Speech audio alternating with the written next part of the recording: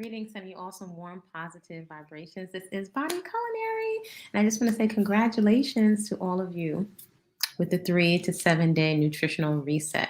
So, the pictures that you sent of your food was so lovely. Everyone got really, really creative, and I started to see a lot more color on the plates, which means a lot more phytonutrients, a lot of fiber, and a lot of living water, which we really want to emphasize. So I really just want to say a big shout out to everyone for embarking on upgrading your fuel, right? Taking in that high quality fuel and food that loves you back, food that is kind. When I say peaceful consumption, food that is kind to your arteries, to your brain, to your colon, to your skin, is contributing to your longevity, is contributing to your vitality. Food that is not leaving a pile of waste on your waist. Food that is easily metabolized, where your body can break up or absorb the nutrition and easily pass out the fiber and the waste. So when I'm talking about food that loves you back, that is what we mean. And perhaps finding some principles to guide your food choices. Your food choices will fall in line if you have that litmus test. You know, is it going to be clogging? Does it have living water? Is it very nutrient dense? Right? These are some simple principles to help to guide your food choices. So, some things that we wanted to cover today is continue to just talk a bit about nutrient density and calorie density. So, whatever you decide to do, however you construct it as you move along your journey, finding out what is the sweet spot, as I like to call it, your sweet spot for your consumption. So, in the absence of labels of vegan, vegetarian, keto, these are just different modalities of eating. Whether you decide to do all fat and low carbs, you also want to look at if that is sustainable for you. And sometimes you won't know unless you experiment. If you decided to do all plant based because you don't want to consume animals for whatever reason, that may be health reasons, that may be personal values that you hold. It's not so much about the labels as it is your results and finding the sweet spot, the ratios that work for you based on where your body is now, what kinds of health challenges you have, what your goals are for your body temple, and what you need your body to do for you the next 10, 20, 30 years down the line. Those principles will help to guide your food choices. So, in terms of calorie density and nutrient density, some things we're going to be looking at is juices. And we emphasize over here whole, fresh living foods, right? This still has the skin on it. It has the fiber in with the juice. So if I have a choice, I would always prefer the whole fruit rather than the juice, even with fresh juice. Many years ago, I did a lot of fresh fruit juices. And so over time, that has a lot of sugar, especially if you're not very athletic. And even so, you're going to get a lot more of the fiber and you won't spike your blood sugar as much. So I would say today, several decades later, I prefer when it comes to fruit and sugar to have the fruit sugars in the original package with the fiber. So this would be apples. This would definitely be grapes. You know, many years ago, I used to buy all the fruit juices from the health food store.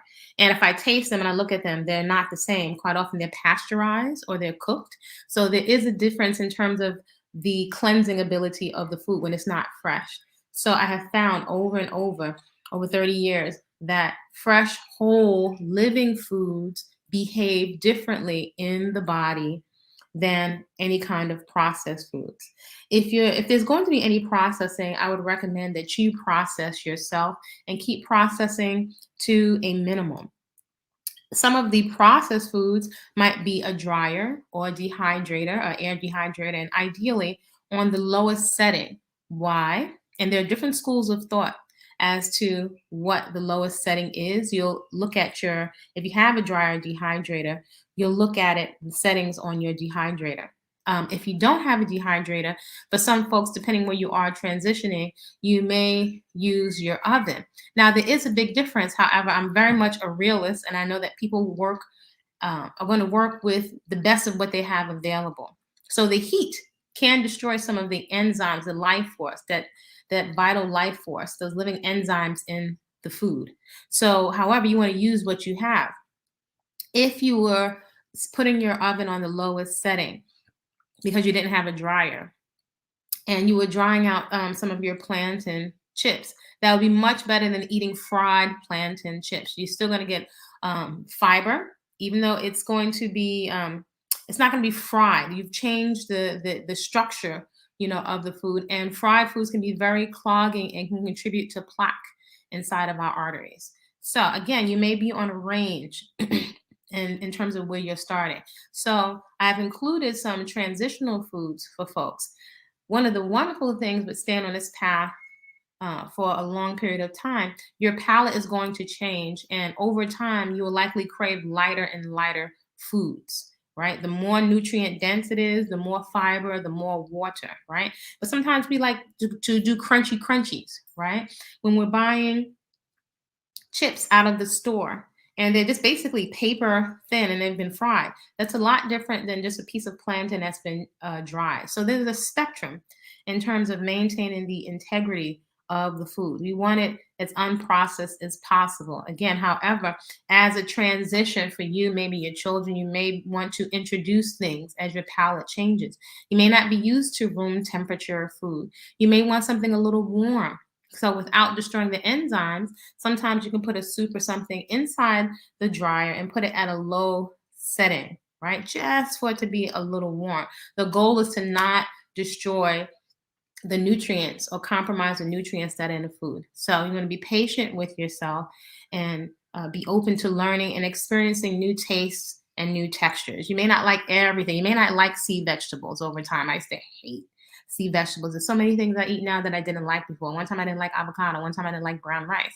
So I went from didn't like brown rice to eating brown rice, black rice, sticky brown rice, to now I don't eat any rice at all. So it was a matter of looking at how my body was responding.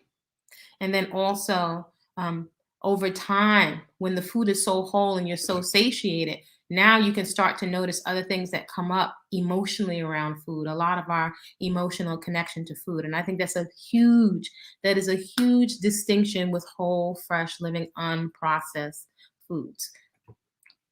So again, back to the fruit, your apples, your grapes, all of your fruit, ideally, you want it whole. Vegetable juices, primarily green juice, those I would juice to remove the fiber because you're getting you're inundating your body with oxygenating liquid, and it's not high in sugar. It will also help to put your taste buds in check. It's also fantastic for hydrating your skin. The cucumbers, the celery have naturally occurring sodium, which is much different than this is a pink Himalayan sea salt. And even though this is a high quality sea salt, I've used evaporated seawater in addition to Celtic sea salt and Himalayan sea salt.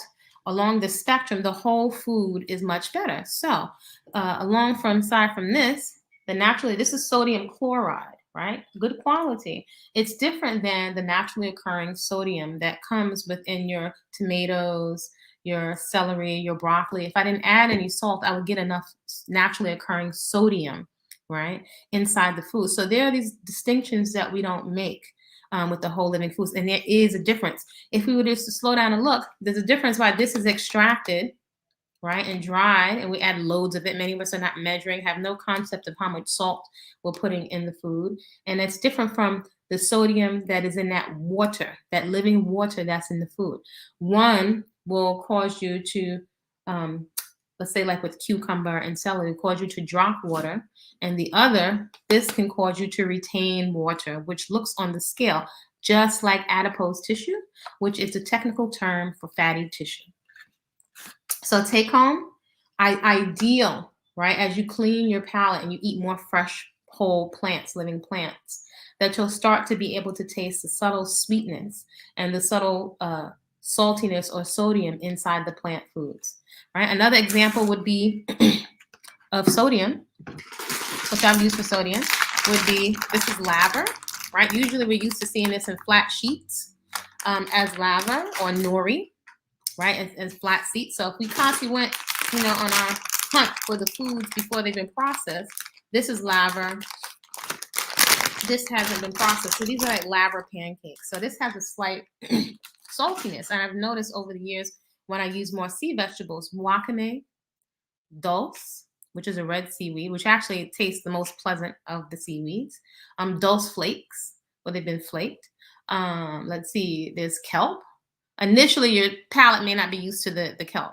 The dulse may be an easier transition. And wakame is usually the sea vegetable that you find when you go to Japanese restaurants inside of your miso soup. So they're actually all quite salty. So over the years, I found that I could use the wakame, the whole food, and the sea vegetables, and it gave me that salty taste.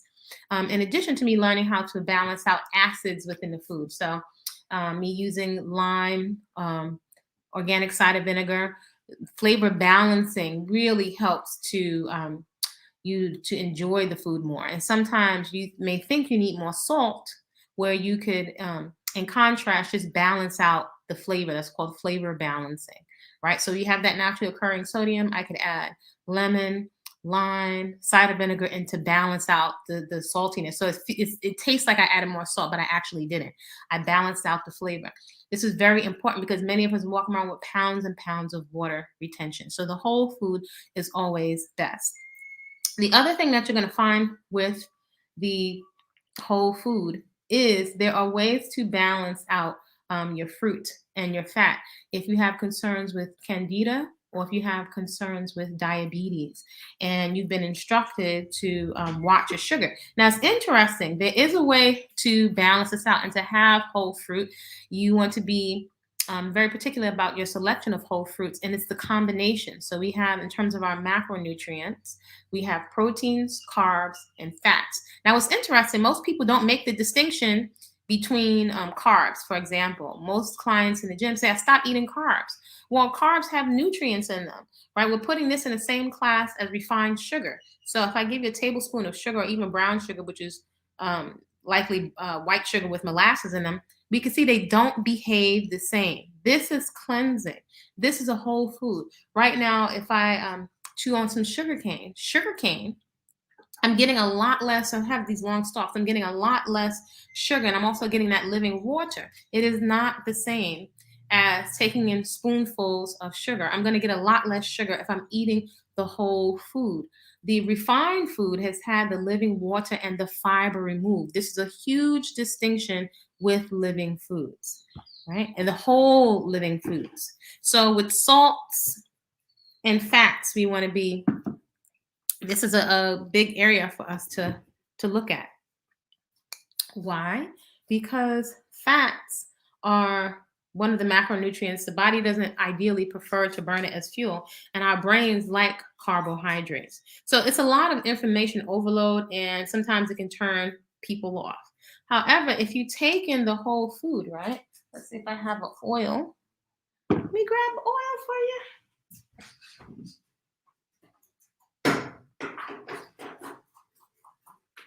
So here I have extra virgin cold pressed olive oil, right? Which I mostly use for my skin, right?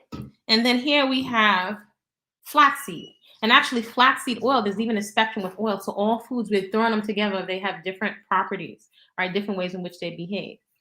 This has fiber in it, and this is going to be satiating. It's also going to bulk up inside the colon, and it's also very, very gentle.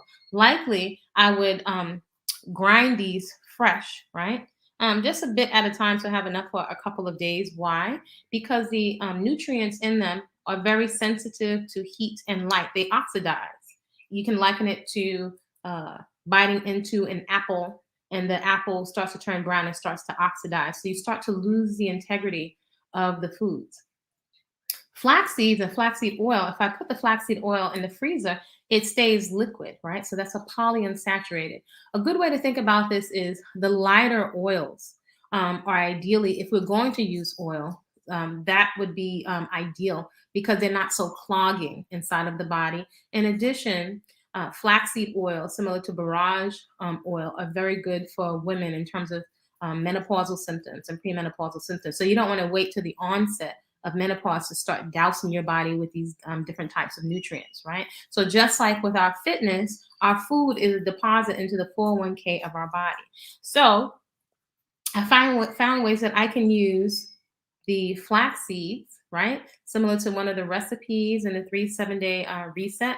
We ground it up and we rolled it with the bananas. I can, if I wanted to, I can put different spices with it, right? That's a whole food. That's very, very filling. It's very, very filling. I'm eating the whole food. With the flax oil, and usually you would use that, some people use that in their greens, right? I think if you were using oil, that would more than likely would be the best. However, there are ways, which is why during this period we didn't even use any oil. So a little bit of oil goes a long way. Most of us pour dressings or oils into one area on our food. I've experimented and I found sometimes 1/8 of a teaspoon. I can actually massage with my hands, maybe a little fresh lemon or lime juice and cider vinegar. I can massage and stretch it onto my greens to tenderize the greens for the tougher greens. More, just as much as 1 tablespoon, right? 3 teaspoons. This is half a tablespoon, but three teaspoons is equivalent to 1 tablespoon. So just imagine I can use 1/8 or 1/4 of a teaspoon of oil. This is significant because that's a truckload of calories because many of us pour oil freehand. So if you're going to use oil, I recommend that you use the highest quality, right? Usually a polyunsaturated like flax oil, and not flax oil is so delicate, the nutrients. It's an oil that you would not cook with, right? You would not cook with. And so it's interesting to see a lot more air fryers now. Now people are getting hip to not cooking in oil because of all the extra calories that are in it. So let's go over. So I can use the whole food, and there are ways to learn how to work with the whole nuts and seeds and to grind them fresh and to still get a creamy texture on your vegetables or your greens or your dishes. So that's a huge distinction. Now you're getting that fiber. If I'm using the whole oil, I'm not getting any fiber. I'm not getting any other. You'll get some trace nutrients, but this and this are totally different. They behave different. And many of us keep eating because we don't feel satiated with the food. That's because the fiber and the living water and a lot of nutrients have been removed. Also, with grains, nuts, and seeds, the endosperm or the outer covering can contain a lot of nutrients. Now, there are many plants do have protections on them, so they're not eaten by birds or so that they don't germinate until it's time to. So it's different. Depending on the nut or the seed, some of them you may likely have to soak, right, to start the germinate or the sprouting process, the germination if you're sprouting it, or the sprouting process. So many of us are just not thinking about this. So we're just eating foods just straight without taking the time to soak them or sprout them. And then that contributes to a lot of gas because we're eating something that's hard to digest. So it's not just what we're eating, it's how much of it are we digesting. So eating very fast, not chewing our food thoroughly, eating in front of the screens while we're not paying attention.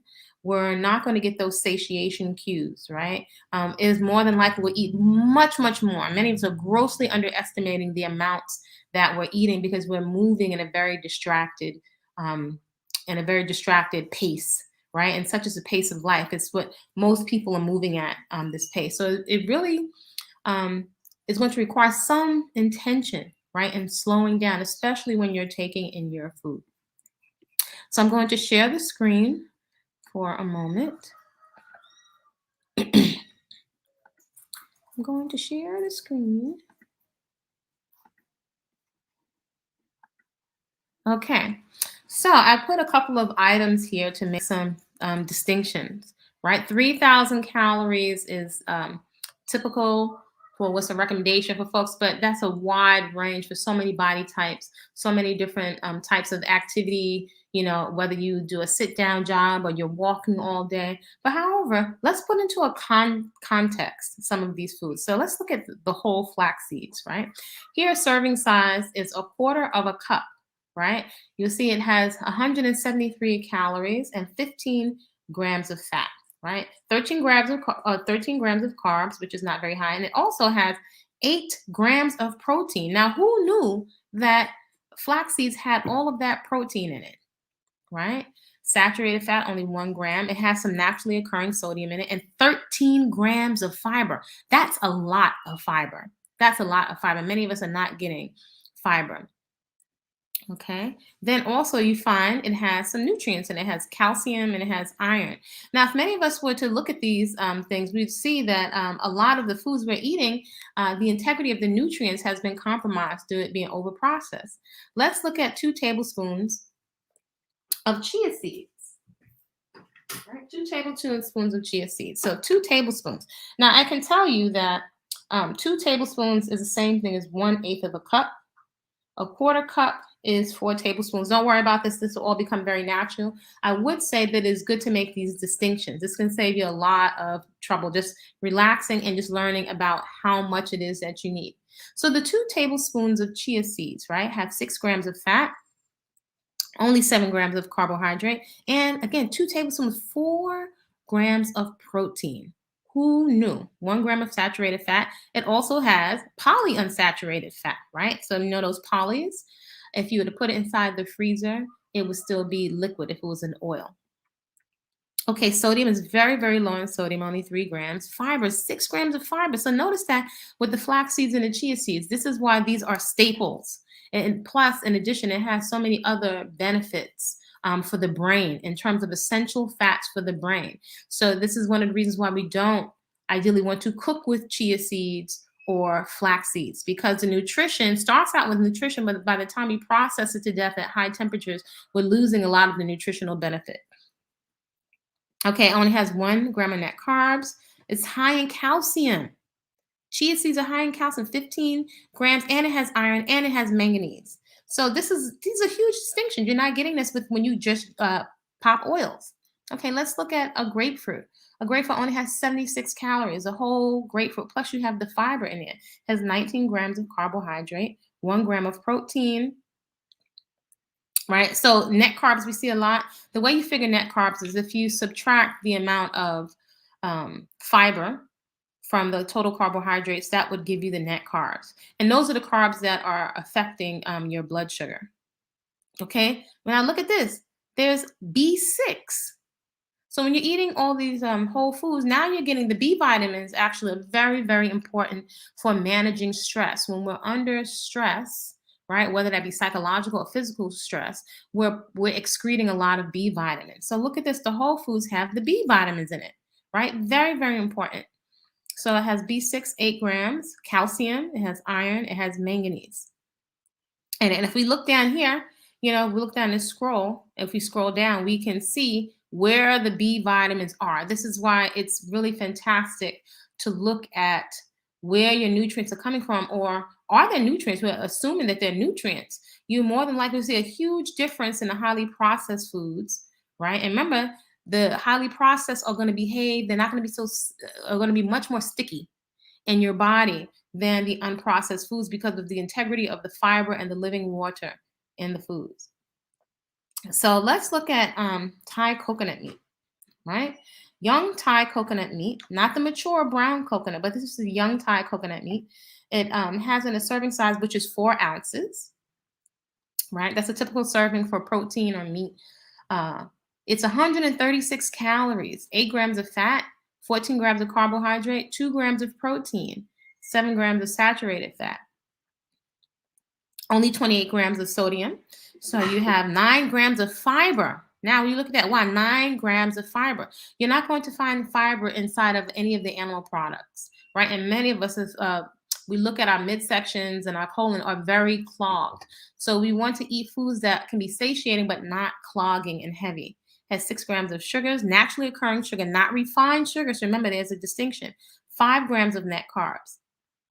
It also has iron in it, right? So look how much more nutrients we're getting from the whole food. So we have fiber, you have sugars. Okay, let's look at, so I think we would want to, let's put olive oil in here.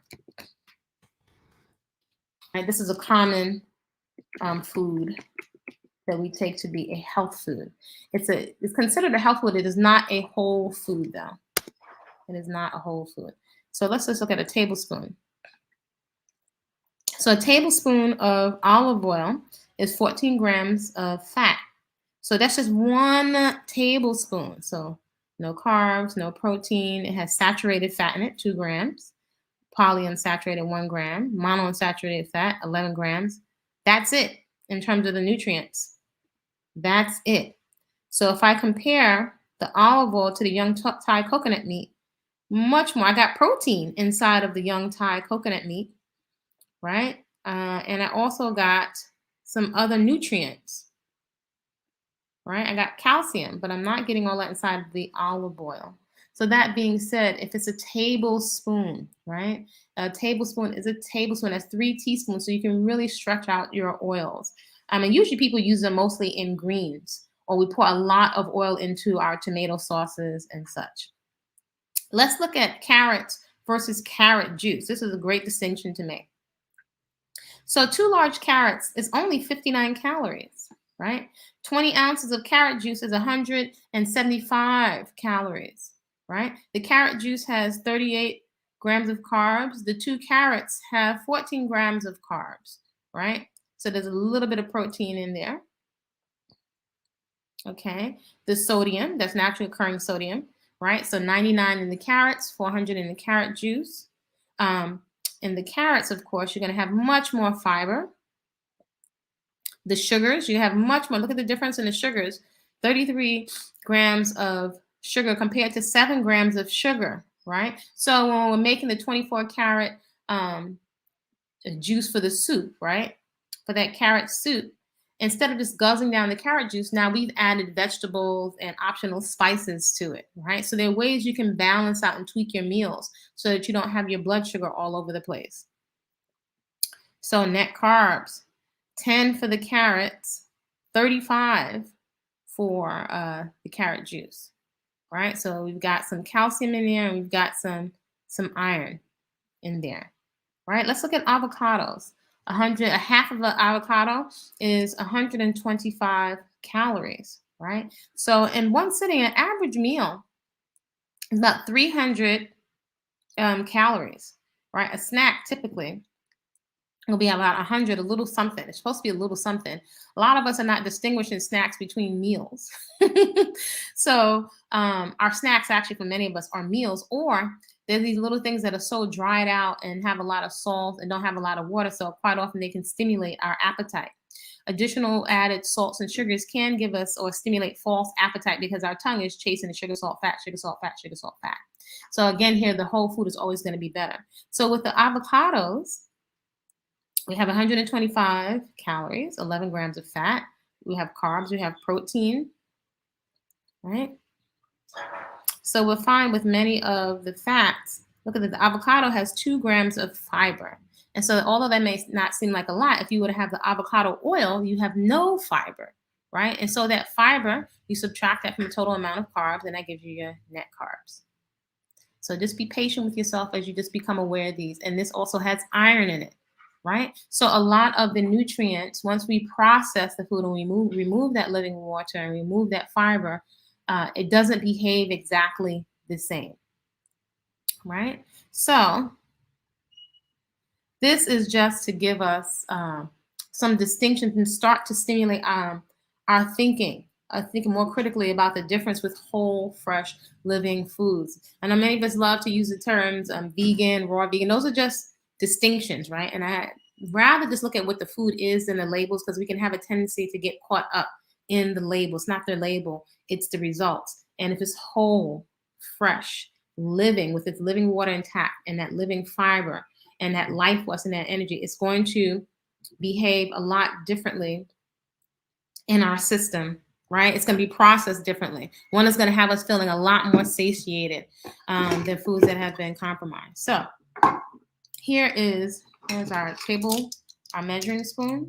And the main place you would want to use this, right? Here's a great idea. You can take your salt for the day and you can put, if that's, I believe the recommendations now are no more than a teaspoon a day of salt. And keep in mind, if you're eating out, you're eating at restaurants, they've added a lot more salt to the food, right?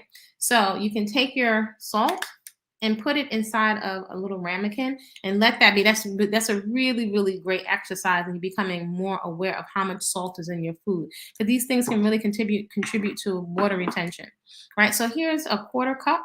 So I know I have measurings on there just so I can see and make distinctions that this is 1/8 of a cup and this whole thing is a 1/4 of a cup, right? So I know that 1/8 of a cup is going to be 2 tablespoons.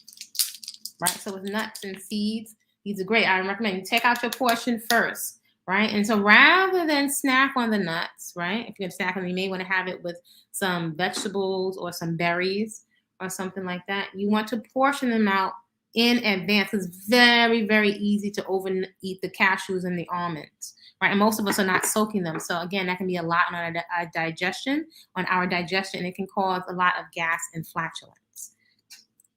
So a quarter cup, right? I know half of a quarter cup is 1/8, and that's equivalent to 2 tablespoons. And then the whole thing is going to be 4 tablespoons. So for a lot of our concentrated foods, right? This is where it's good to measure this. It's also good to make use, again, especially when it comes to protein, right? Whatever your protein source is, and your fats, right? To use a digital scale, right? Let's say if I have a plate and I'm measuring a digital scale, I would put the plate on first, and then I would press tear, and I would bring it down to 0. I can put another dish, another ingredient inside, and I can press it to 0 again. So I don't have to keep going back and forth. I keep putting everything in the same bowl, but I can separately see how much each ingredient is, what its weight is. So a digital scale is excellent. It's a lot different than measuring the quarter cups, but sometimes this is a great game to play with yourself, just so you can start to see, because sometimes the distinctions are not made between fluid measure and dry measure, and we just clump them all together, and they're not all the same. So a lot of times we're using liquid measure for dry measure. The most accurate way to see a serving, because a lot of times you just go with a serving size and you're not clear on what a serving size is, would be to get a digital scale. I definitely recommend getting a digital scale.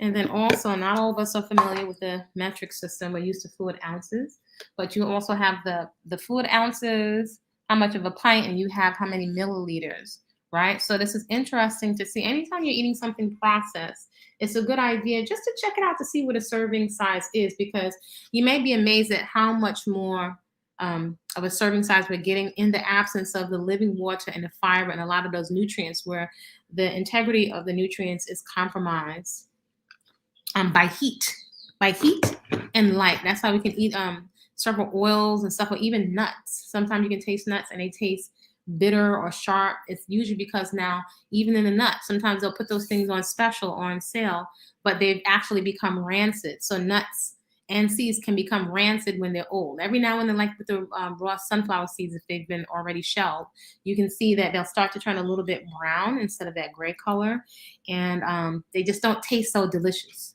right? You can taste this with many different types of nuts. That's because the oils are volatile and the nutrients lose their integrity in the presence of heat and in the presence of light. So I'm going to come back again to the whole food, the whole chia seed, the whole flaxseed, right? If you're going to use oil, flaxseed I think would be the best. A lot of these oils, actually, you can put them on your skin. So cold pressed coconut oil is very plentiful where I am, and also I can get olive oil. I love to use those for my skin, for stomach, and for breast massage. That's primarily what I like to use the oils. So something else, and this was young coconut meat. I saved the piece that I was eating. This is not as mature of the brown one, so this is like, I call it like a teenager. This is still very flexible, but it's much firmer than the Thai coconut meat, which is much more pliable and flexible. So again, sometimes with lumping all of these things together.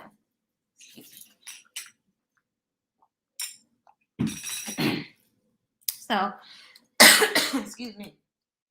So, this is arrowroot. It looks really weird, right? So, something I wanted you to be mindful of, excuse me,